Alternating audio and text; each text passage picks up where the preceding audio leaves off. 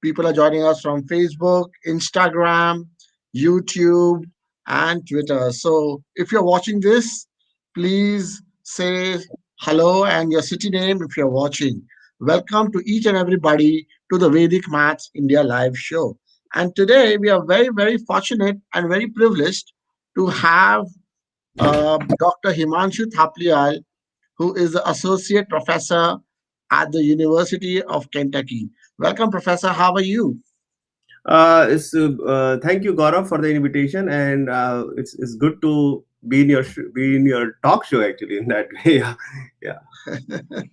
So, before I go on, I must share with you a blast from the past, perhaps. Do you remember this? This is in 2010, New Delhi. Oh yeah, yeah. It's been a long time, you know. It's been 11 years since we met, and I've been following your research and activities. So, I must take this time out to introduce you to the lovely audience that we have there.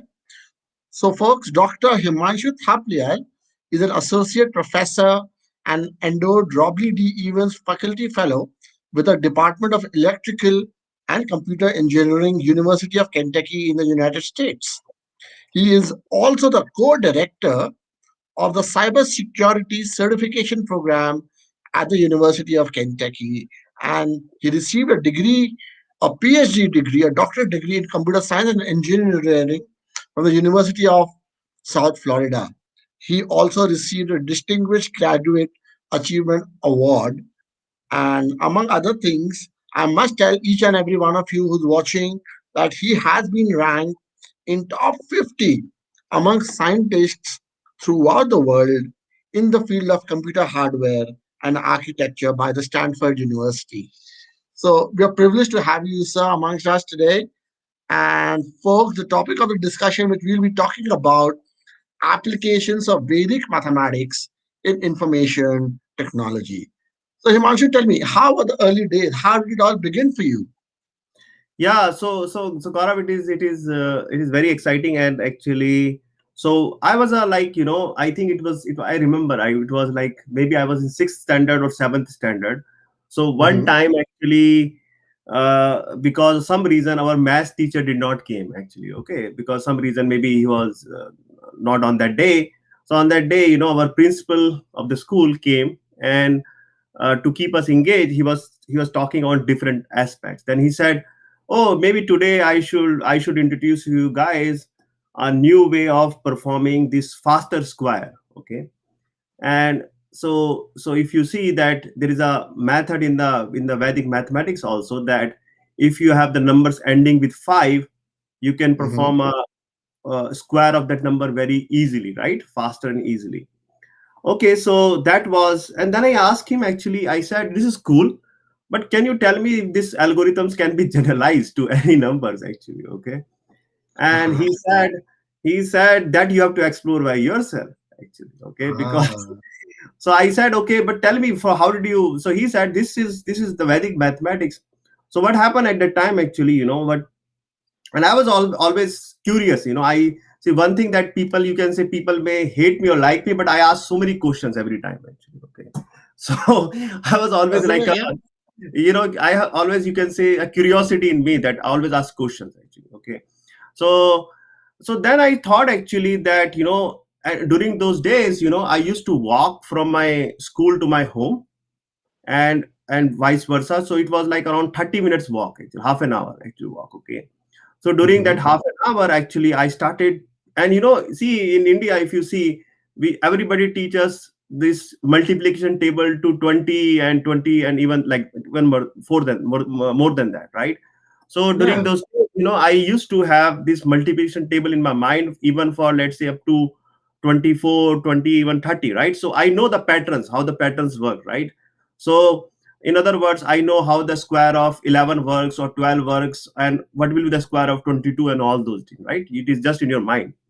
So Hmm. during the walk, I started looking into some patterns. The pattern was that if there is a correlation between the 11, if I calculate 11 square or 12 square, 13 square, and if I move to 21, 22, if there is a correlation, And Mm-hmm. it was bothering me because he said he just showed us one way that is only for a specific number, and my objective was to come out with a generic algorithm, right?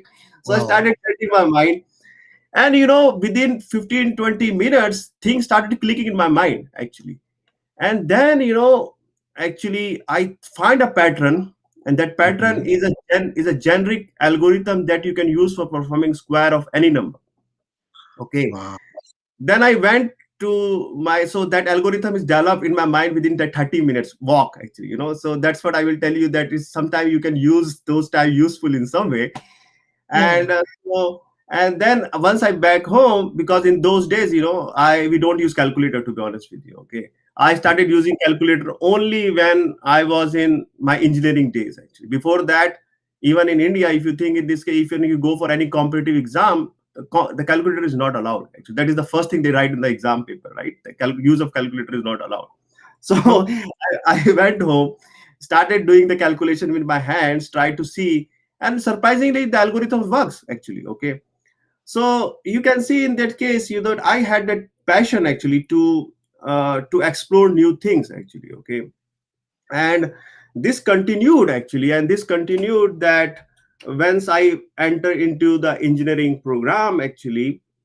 And I always want to do something that is, you can say, can make an impact actually. Okay, and then what Mm-hmm. happened during the engineering thing, see, my engineering was in computer science and engineering, right? That's what actually, right? So, but if you look into most of the people actually, that at the time, everybody has a passion for becoming software engineers, right? People want to develop good softwares, right?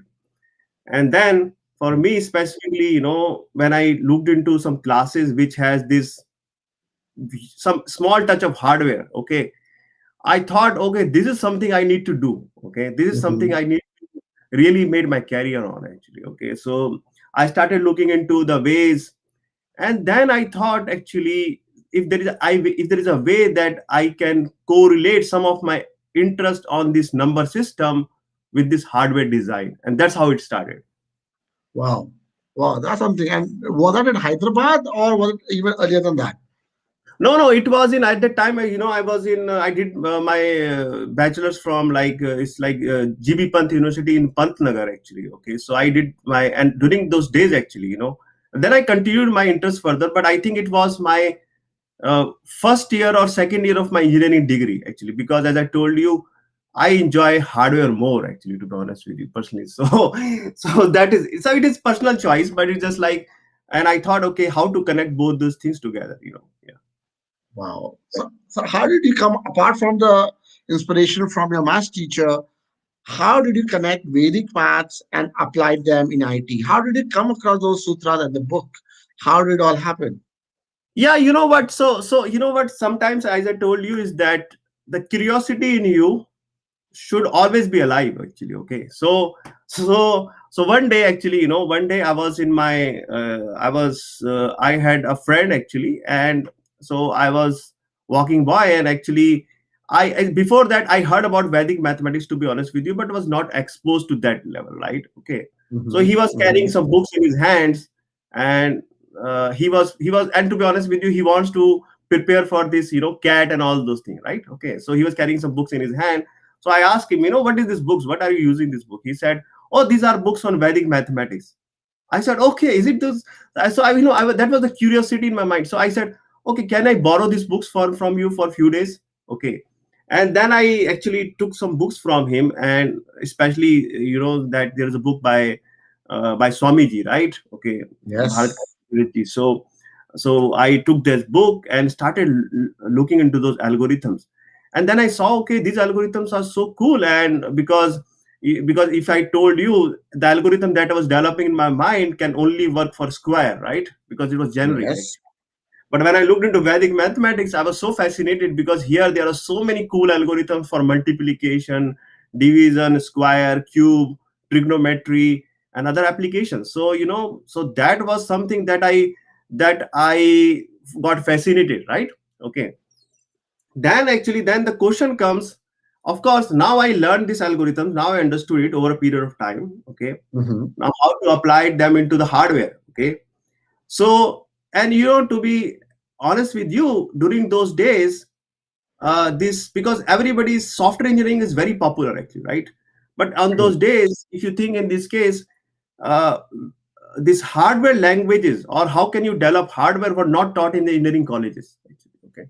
Ah, So that knowledge was missing, right? Okay, that how to learn that knowledge on this hardware description languages actually on those time. So what happened actually on those days actually, that somehow, what, that again actually, I met one of my seniors again actually one day actually. That's how I learned. okay. Okay, I met one of my seniors, and you know what, fortunately I met him, and I again asked him that, okay, he said, he we were like a small conversation. He said, what do you want to do in your future? Just like a small thing. I said, I want to build some hardwares, but somehow Mm-hmm. actually I don't see there is any course like that which is teaching me these things. He said, come to my room actually, and then I went to his room. He showed me some books actually, okay.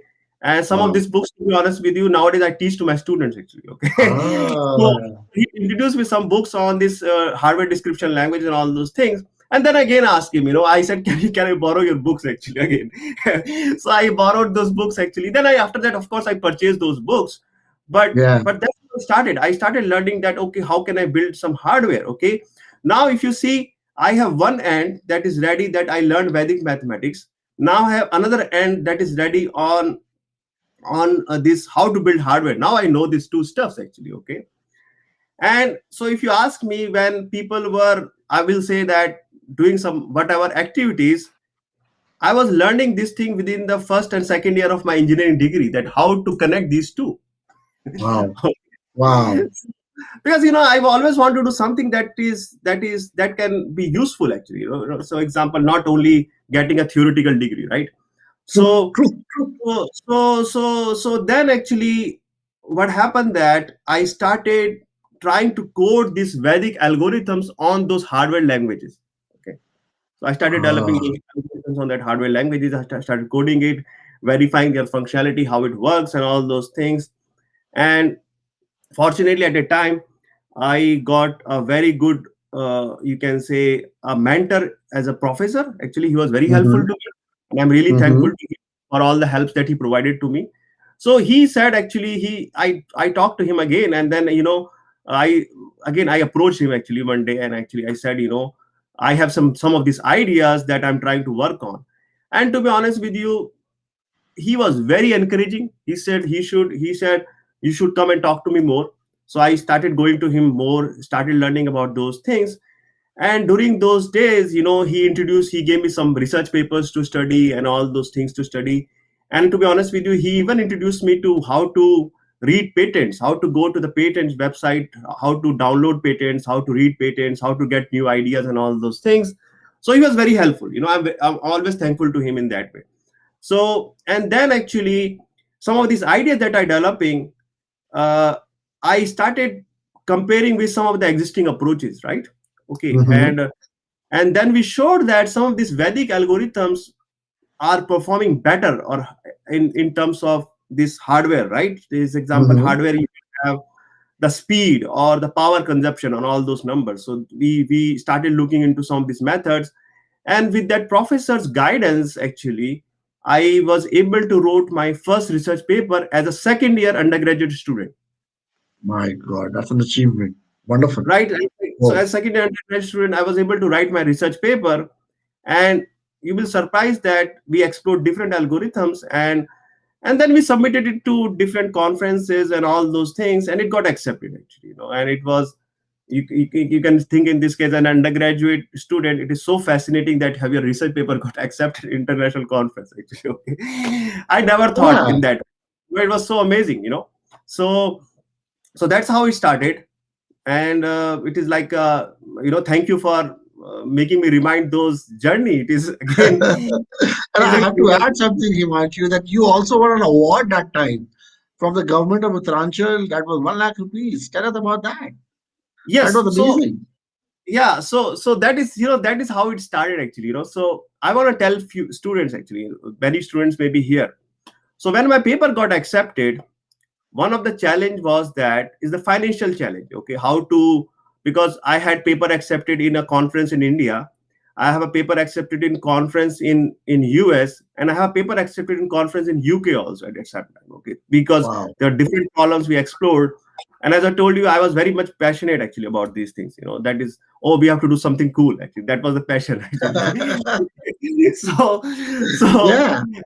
and so then actually the financial was a big constraint, because in those days, actually, even right now, you need around 300 to $400 to pay the registration fee actually. Okay, for to let's say for the conference. And then there's another issue is that, suppose you need money to travel to, let's say, to US or to UK to present your papers, right? Okay, so True. True. that's a challenge. And of course, say example, so first challenge is about the registration, right? Okay, so my professor at the time, I talked to him, I said, probably we need to register this paper actually. So he said, maybe we should approach some people at the administrative level at the university actually. Okay, so we Hmm. Hmm. so I and I this is something I want to tell to the students actually, that so when I was see, when you approach some people at the administrative level, everybody Hmm. may have different mindset, right? Some people may Hmm. be encouraging, some people may be discouraging also. Okay, and that is True. something I want to tell to the people actually, right, to the students. So when I meet across some of these people, some people were not very encouraging, to be honest with you. Okay, so they Hmm. said, okay, how can an undergrad student can do the research actually? Because that was not the environment. The research environment doesn't exist, right? Because Hmm. the environment Hmm. exists, you just take courses, get a good grades, and then you're done actually, right? So they Right. said, how undergraduate research can how an undergraduate student can do a research, and then why should we support your registration and all those things, right? At the time actually, okay. But this is one aspect of people. But on the other side, there are also positive people who are willing to help you. Fortunately, I always get, so what I'm saying is that if one door closes for you, you should not stop there. You should move to the next door. Right. Okay, and as I told you, that's how my life was about. So I met some other people actually, and fortunately I found, as I told you, positive administrators also, who said, oh, that's cool, you are so young, we should support you. And that's Wow.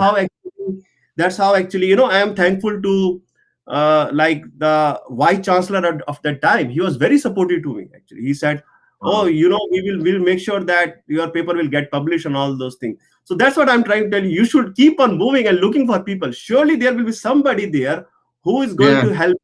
Okay, so that's what I want to tell you to the student, that don't get discouraged if somebody says that, oh, this is something not whatever. You keep on moving till you find the thing that people are supportive to you. Okay, so then that registration thing is solved. My university Hmm. is paid for the registration of $300 $400. And as I told you, I'm thankful to the vice chancellor of that time. He was very supportive. Okay, and also of course to my professor, because without his support it would not be possible, right? He was always there to support me actually, right? So True. True. so True. then the next thing that was there is that how to have the money to travel to abroad to present the paper. Okay, Yeah. because see, so then what happened actually, then as I told you, that I always have that curiosity, and I keep on trying, what we'll lose actually, so Yeah. then I talked to some people. They said, you know what, you should approach the government actually, because you are an undergraduate students, and it is something on the number system that is derived from India, and it is some matter of, you can say, pride in that way also, right? Okay, Yes. so so you should try to approach government and try to see if they can support you, right? Okay, and during those process, to be honest with you, I met few folks actually. Okay, and I approach as many people as I can actually. I went to some institutes in India, scientists. I met scientists and I said, my paper got accepted, tell me how can I get money to to go abroad to present it. Okay, so, Hmm. so Hmm. then some people, as I told you, advised me. So then I wrote a letter actually. Okay, I wrote a letter to the government saying that, okay, Hmm. this is my paper got accepted, and I took some support from my professor and all those things. And of course, Hmm. say example, as I told you, during this process I met so many people, right? All those people try to help me connect with me people. So I wrote a letter actually, to the government saying that this is what it is. And at the time, to tell you, the government of Uttarakhand was very kind. And I will tell you, even whatever the government and even the opposition, both parties were there actually. Okay, both Okay. were very Okay. leaders of both were very supportive to me. Both the opposition party and the whatever the government at time, both were very supportive. Both of them supported me a lot actually, because that's what I will should be thankful to the government of, and to the even to that, as I told you, both parties to be. It was very Yes. supportive environment, and they approved that for 1 lakh for me, so that I should be able to present that research paper abroad. And you can say that I received the appreciation letter from the chief minister of Uttarakhand, as well as Wow. the main opposition leader from Uttarakhand. Actually, both of them wrote a Ah, very nice letter for me, saying that congratulations, and we like to support you. And that's what I tell you. So what I want to tell you is that there are always people to help you, but you need to approach. Nobody's going to come to you say that, oh, do you need help?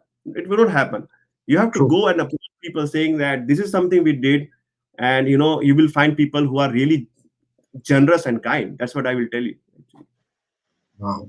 Wow. So let's go a little deeper. But before I go there, I must say a big, big hello to all our viewers who's watching us. And the topic of the day, which we are talking, friends, is about Vedic maths and information technology. And you have Mishti who's saying hello, Prachi who's saying hello if you watch the chat. Uh, there's a question for you from Prachi also. What do you admire the most about Vedic maths, Dr. Himanshu? And before I go there, uh, Sukanya also says hi. So, what do you admire the most about Vedic maths? A direct question to you from the audience. Okay, that's a very good question. See, what I admire about Vedic maths, because you know what?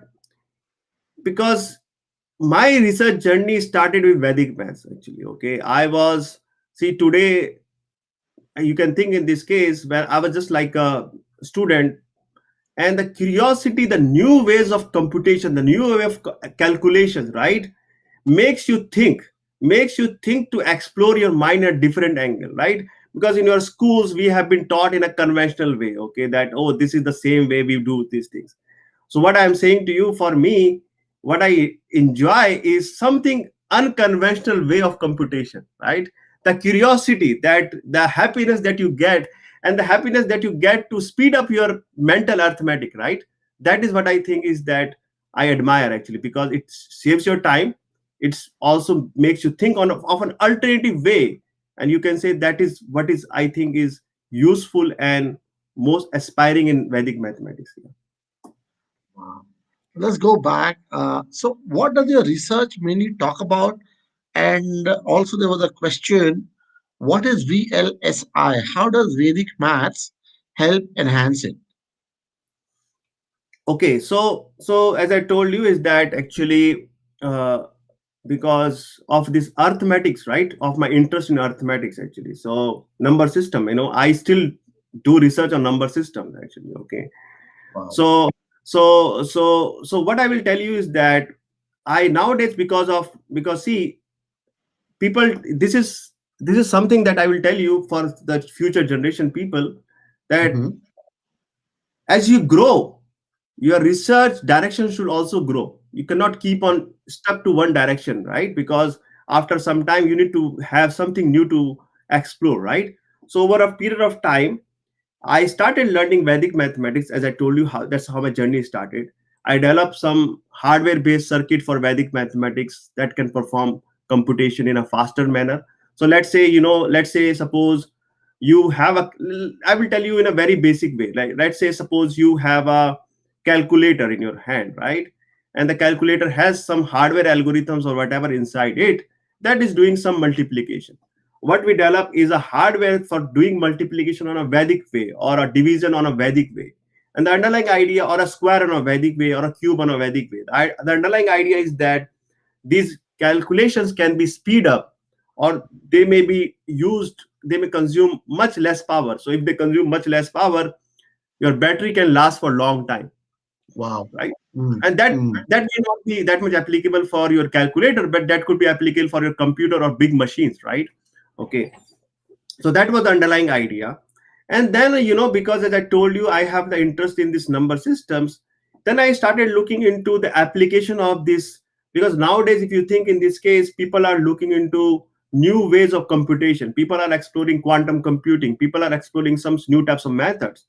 So Right. nowadays, what I do as my interest, and some of the students that are pursuing the research with my research group, we are exploring some way of performing the scientific computations, or let's say multiplication, division, square root, cube root, for this emerging technologies as quantum computing. Okay, we Wow. propose some new ways of performing multiplication, new ways of performing division, new ways of performing square root, and all those new types of algorithms for quantum computing. And you can see that the interest is still from that the thing that I started long back, right?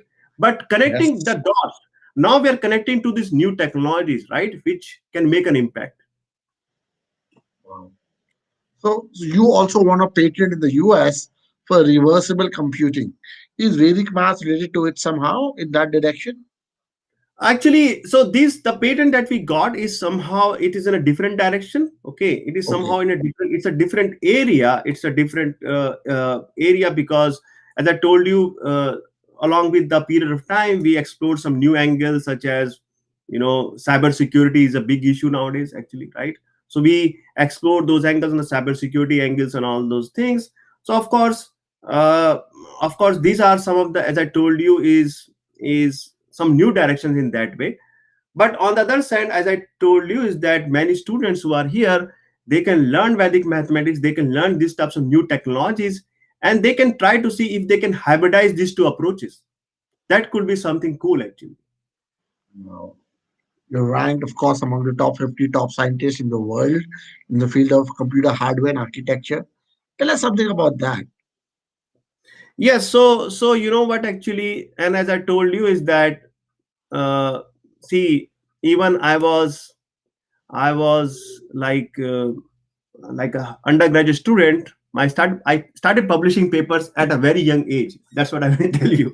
Okay, so Yes. today, as a second year undergraduate student, I started publishing my first research paper, actually. Okay, so by the time today, you can think in this case, I did my bachelor's, master's, PhD. So over a period of time, I published a reasonable amount of papers. And another thing that I tell you is that I even nowadays I talk to my students. I say, look into the problems which can make an impact.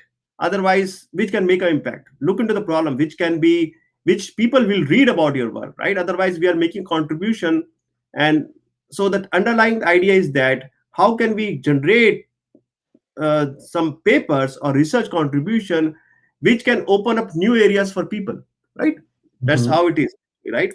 So when you write papers, it gets some cited, it has different vectors factors, like for example, in computation method, they have some matrices on which they will what's called create a ranking system, right? Okay, that Mhm. over a Mhm. period of time. So based on that, when they looked into the database of the different papers, they look into the different citation those paper achieved. They also look into the number of authors that are involved in that paper, right? So there are different metrics they look into that, and based Mhm. on that metric, they created some sort of a ranking system, actually, right? And from those ranking systems, for the calendar year 2019, that in the field of computer hardware and architecture, you can say I was ranked among the top 50 among them, actually, right? So, and again, I think that my papers on Vedic mathematics still play a role, because they are very well Mhm. cited. Yes. They, Yes. they are And, very and well cited. everybody, yeah, everybody refers to it. They are resource, and we are proud of you, Himanshu, for that. We are very, very proud of you for the achievements which you have taken Vedic Math International to such a level that everybody respects it. So I know you have made a message by inspiring the young researchers who want to dab in Vedic maths. I'll ask you the second last question. Any other message you would like to give the budding engineers and researchers who are coming up, who want to explore and dab into Vedic maths? Okay, so first of all, but I want people to think in this way, that don't look Vedic mathematics as a tool to speed up the just the mental calculation. Okay, that is that is already extracted. You won't get anything out of it actually in that way. Actually, you will, of course. I'm talking about researchers actually. Okay, research people actually, right? Think is think is a computational tool. Think is a method actually, right? And think it as a new ways that how can I learn this one. So if you ask me, I personally think that most of the high school students and most of the engineering students and before that, I will, because they should try to explore and learn about these techniques, right? Once they learn these techniques, for example, you are doing a great job in making spreading the word on Vedic mathematics, making people aware of that. So I think the people who are in middle school, high school should learn these techniques. Once they learn these techniques, they should learn new technologies such as new ways of computation methods, like for example, like quantum system. They should learn about other types of methods, right? For example, new types of computations methods. Okay, then they try to see if I can lure if I can use the knowledge that I gained through this Vedic mathematics and apply on these new technologies. Okay, Wow. that's how the growth. So in that case, if you think in this case, you are growing the field in two ways. One ways, you are also entering into new areas, because if you think in this case, the world care for new technologies, right? The world Mm-hmm. care for new Mm-hmm. methods. You are learning the new methods, but you are also learning the things in Vedic mathematics and hybridizing those things together. So in other words, you are creating a unique field which will also make you do strong research, strong contributions, as well as being on the top of the new areas. Wow. Okay, so Wow. that's what I will advise to my all the. And another thing that I will advise, like many young generation people, don't get discouraged. If you meet people, sometimes people will throw your idea. They say, oh, this idea is not cool. That's okay. You don't stop it there. If you Mm. believe that that idea is going to work, try for it. It will work actually. But of course, take some people feedback into picture. But if you believe something, then you should go for it. That's what I did actually. Sometime when I meet people, actually, as I told you, sometimes people say, oh, you know what, this may not work. That's okay. But you keep on exploring, learn from experiences. You know what, I will tell you, one of the problem that I was solving, actually, it Mm-hmm. happened to me twice actually. We Okay. looked into one problem, and we find that solution, and that solution we find that it is fine, but it is not great actually. It is not going to make an impact or whatever, right? Okay, so we looked into the solution, and we just thought, okay, that leave it here. Mm-hmm. But the idea was still in the mind. Then after almost like 1 to 2 years, a new idea click on that mind. So in other words, keep thinking, keep exploring some ideas. Don't let that fire to stop. The fire should keep on. It should be in you. And then within that time, you keep on thinking on that problem. Maybe today or tomorrow, the solution will click to you, Wow. right? Actually, one thing I will tell you, I because I like to talk actually, one thing I will tell you. So when I was trying to convert one of the Vedic algorithms to the hardware, Mm-hmm. one of the Mm-hmm. issue was that in one of the algorithms in Vedic mathematics, if you directly convert, it will Mm-hmm. become an infinite loop. Okay, Ah. and that infinite loop is not possible in hardware. Hardware is some consistency you need. After some time, you need an exit point actually. Okay, Mm-hmm. Mm-hmm. and you know what, I will tell you honestly. So I stopped that problem at that time actually, because I was not able to find a solution. And one day, because in India we used to travel in buses actually, right? So I was traveling in bus. I was sitting there thinking about that problem, and somehow that idea clicked to my mind how to solve that problem. So, Wow. so what Wow. I'm trying to tell you is that that keep that fire inside you. It's okay, sometimes but see, because if you're in a hurry, then it might be possible that something we are blocking, the solution we are blocking, right? But so think that problem, maybe keep it aside for some time. If you're not able to find it, don't get disappointed. Keep on thinking. It might be possible the solution will click to you today or tomorrow. Wow. This is like Ramanujan, this is like Tirthaji himself speaking from Himanshu's mouth that, it's very interesting, very motivating. And, you're right, because the solutions to some problems can just come by traveling to buses or doing something else. So that's very, very motivating, Himanshu bhai. Thank you. Thank you, Gaurav. And I think it is great that these types of things are are being done by you, and you have done a great job in spreading the knowledge of Vedic mathematics. I know you almost like 15-20 years now, right? So Yes, yes. It's been a and while. yeah, so you have done a great job, and I think Thank you. what I will suggest many kids who may be listening, or many students who may be listening, I think, you know what, learn Vedic mathematics. People like Gaurav are doing amazing jobs in spreading the knowledge in Vedic mathematics. Learn about Vedic mathematics. See, without any bias, just learn it as a computational tool. Learn it as a tool to learn something. Once you learn something, then the next thing, if you want to use it or not. But first of all, learn it, right? Once you learn it, then you will see the utility of it, right? For example, if you True. think in this case, I learned it, but later on I become an engineer. Then I started using it for building like my hardware based on that, right? But if I never learned it, how will I have Mm-hmm. used it? Right? So True. first thing is True. that learn these techniques, learn these methods, and it could be like, you can say that, and let's say an additional tool, additional knowledge that you have in your life. So I think, and you guys are doing great job. So I really appreciate, Gaurav, you and your team for doing that thing, spreading the Thank knowledge you of so Vedic much, sir. mathematics. Thank you so much. Thank you so much. Thank you so much for all your love and support, Himanshu. And I just want to give a last shout out to a few of our viewers who have questions. So, last bunch of questions maybe we can take quickly. How Vedic maths could be benefited at hardware level compared to conventional math? I think you've already touched upon that. So, I would request Amit Degada to just go back, listen to what Himanshu sir has said, and reply that. You want to add something to that, sir? So yes, so one thing that I will suggest is in that way, that, for example, so Vedic mathematics has different sutras actually, right? For example, there is sutra for performing cubes, there is sutra for performing square, right? When I say sutra, this means a method, a methodology for performing this algorithm, right? One such example I want to tell you is that, let's say